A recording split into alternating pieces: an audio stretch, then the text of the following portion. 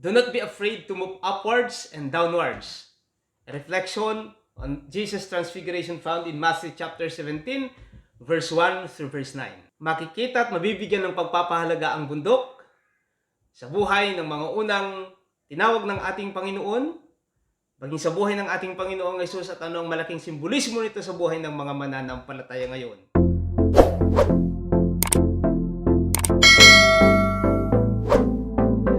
So the experience and encounter of Israel's ancestors in the pre-monarchical ancient civilization displays the foundation of their respect and reverence for mountains. Like for instance, sa buhay ni Moses in Mount Sinai, sa buhay ni Abraham doon sa Mount Moriah, sa buhay ni Elias or Elijah sa Mount Carmel, mga bundok na may kaugnayan sa kanilang pananampalataya at kung paanong kumilos ang kanilang Panginoon doon sa bundok.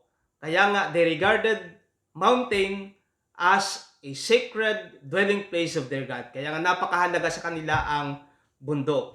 But mountain is not just a central image that demonstrates divine human encounter in pre-monarchical civilization, but even in Jesus' first century context.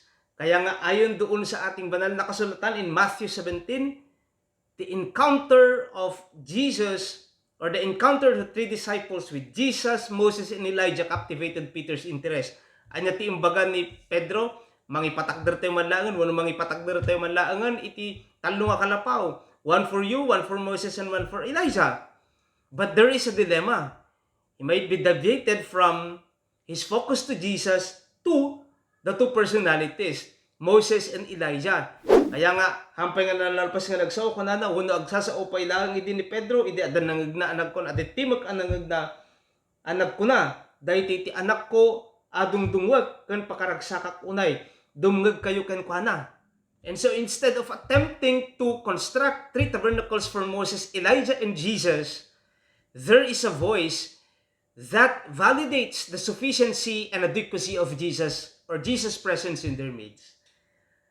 Mahalaga man, the voice does not devalue the presence of Moses and Elijah, but he does validate the sufficiency and adequacy of Jesus. Kaya nga, nagpukawan ni Moses ken Elijah anya tinagtalinaed. Nagtalinaed ti presensya ni Apo Jesus kadakwada. Ngem gapu iti dayti a boses na palalo unay ti butengda. Isu nga nagpaklubda. Ngem anya ti inaramid ni Apo Jesus kadakwada, sinalgid na dagitoy nga adalan na ket kunana kadakwada, di kay agbuteng, do not be afraid. Jesus' presence provides comfort and assurance when we are afraid, and lifts us up when our face touches the ground because of persecution and suffering.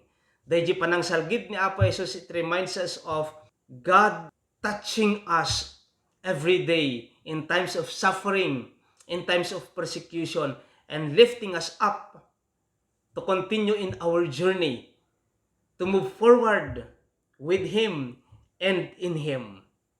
When we are unable to face our fears, God lifts us up and joins us to conquer our fears. Ito naman yung kagandahang ginawa ng ating Panginoon.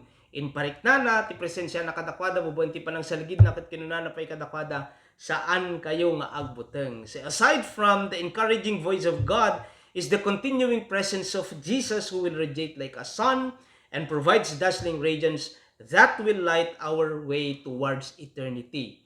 Ito naman ang kagandahan sa presensya ng ating Panginoon na wala man sina Moses at Elijah, but the presence of Jesus remains. And so, this gives us hope and courage to move on towards the hills and valleys of the concealed future.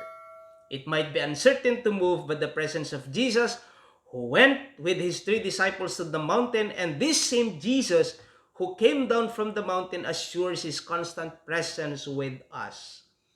Jesus did not leave his disciples going upwards and going downwards. Kung sino ang kasama nilang Jesus pag akyat sa bundok, siya rin Jesus kasama nila pagbaba sa bundok. At siya nung nagbibigay naman sa atin ng kasiguruhan, nagbibigay sa atin ng pag-asa na anuman, gaano man kataas ang bundok na tatahakin natin, gaano man kataas ang bundok that we are going through, what gives us assurance based on this biblical passage is the presence of Jesus with them.